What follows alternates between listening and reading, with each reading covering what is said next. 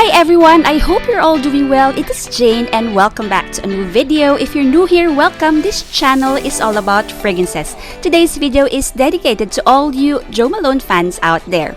I know you all are watching from all corners of the globe. I appreciate you all for dropping by, so please take a minute to comment your favorite scent or scents lately, be it a perfume or perfumes, body oil, body mist, soaps, any scented products you're reaching for lately. Please share them down in the comment section below, including the season you are in right now.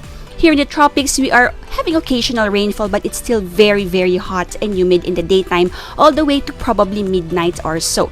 Some days it is unbearably hot, and so aside from the desire to shower many times a day, I've been craving for cologne type scents and nothing more. What I have here today is the 2023 Blossoms collection by Jo Malone. I got the travel trio containing 3 9ml travel sprays for this year's 3-piece edit, which according to the website focuses on trees that are found in China.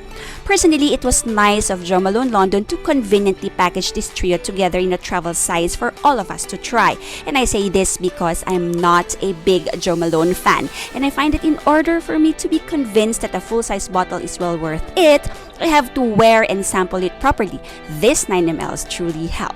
It has been a yearly tradition of Jo Malone to release a spring-summer collection called the Blossoms Collection, centering on a theme. Usually, they re-release old scents they have in their catalog. There's an occasional new one. I last featured the 2021 Blossoms Collection. If you're keen to catch that, I will make sure to link it up here and down below in the description. Out of the 3 I have today, I've smelled Nashi Blossom before and briefly talked about it because it was also part of the 2021 Blossoms Collection. I've not smelled the other 2 previously. Okay, I'm sure you're all excited to know more about this collection. Are these must-haves? Which one is a favorite? Are these well worth the price? And so without further ado, let's jump right in. I will insert a short unboxing video, but please feel free to jump right to the parts that interest you the most. Timestamps are provided in the description box below.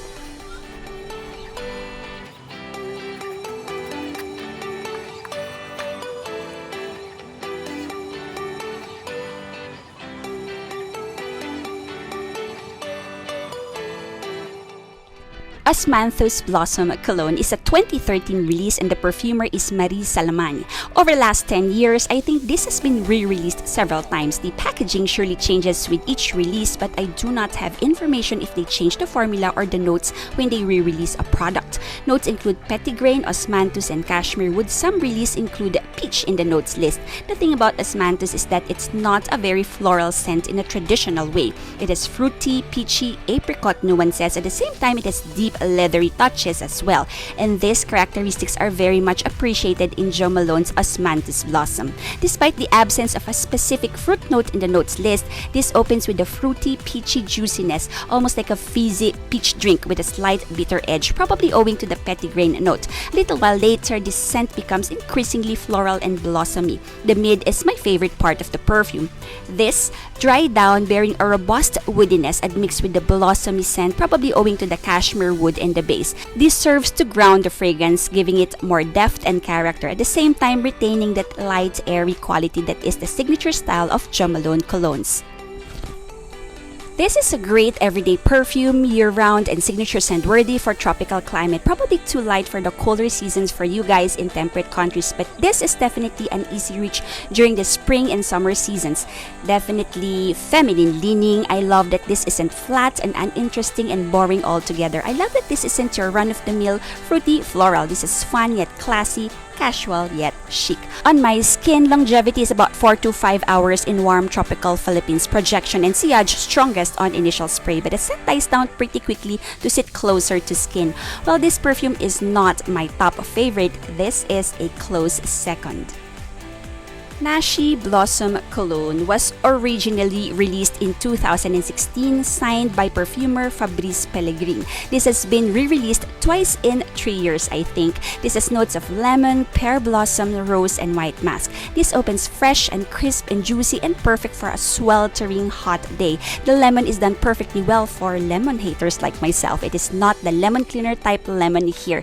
Lemons admixed with juicy apples. This is hardly a floral perfume at all, at least not in the traditional blossomy floral scent. The blossomy edge comes later as this dries down, softer, musky, and a little soapy. I love that the rose isn't dominating this scent at all. It simply adds a little floral appeal to this perfume. Having said all that, this is probably a perfume you've smelled before. Personally, this reminds me of a handful of fragrances I've smelled in the past. Not a spot-on dupe of any fragrance in particular, but you'd have a bit of a deja vu and you tell yourself you've smelled this before. This reminds me a little bit of Toy 2 by Moschino, an older version of Clinique Happy, and Elizabeth Arden's Sunflowers, the original or one of its fruitier flankers, one or a combination of Maison Margiela replica perfumes, and so on. Performance is expectedly in cologne territory, so expect to spray to top up on the scent and the freshness, which is exactly what you'll crave for in the midst of a painfully hot day anyway. This leans feminine to my nose. This is my least favorite from among the three just because I find this much too generic and overpriced. It's great to have though while it lasts.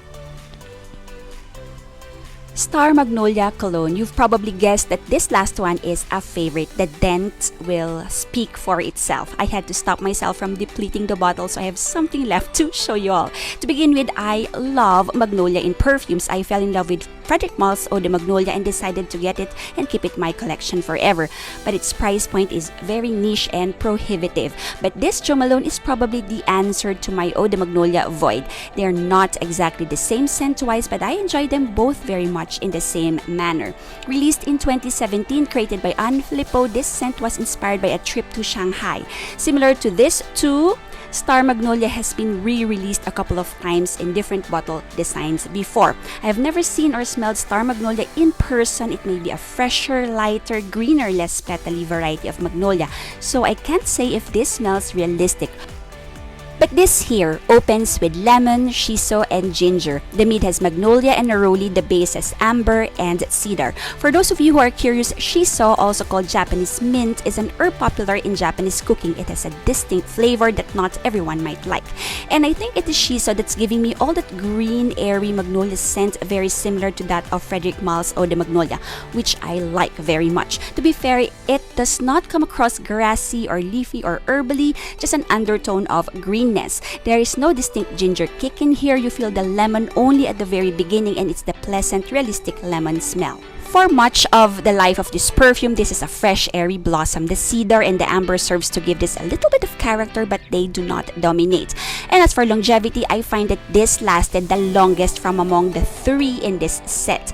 This was still very much present by midday, and when people lean closer, I still get compliments hours after spray. This is great for just about anything in local weather, even as a wedding day perfume. Especially great for the warmer seasons you guys in temperate countries are in right about now. Overall, if you love Eau de Magnolia, the scent, the experience, the season, and occasions you wear it for, then this is a very good alternative. Having said that, if you're a man who enjoys Eau de Magnolia, you might find this a little too feminine for your liking. Eau de Magnolia is very much a unisex perfume to me, while this is definitely feminine.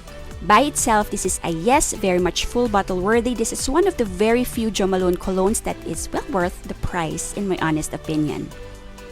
If you are interested and you live in the Philippines, these three scents are now available in local Jo Malone boutiques and counters, as well as the Jo Malone Philippines website.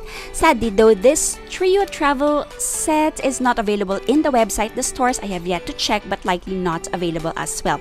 I bought this set back in March from the UK Jo Malone online store, and this retails for 58 British pounds. I got this Blossom scented card for free from purchase. Oddly though, I can't seem to find the Blossoms collection in the UK websites anymore as of filming this video. They recently launched the Highlands collection, which seemed to take priority over in the UK, I guess. The other websites, including the US website I visited, have the Blossoms, including a fourth perfume called Water Lily, a silk blossom diffuser, as well as a hair mist version of Star Magnolia. If you live in or visiting Singapore soon, they still have this trio in their website over there, and this goes for 122 Singapore dollars, just in case you're interested.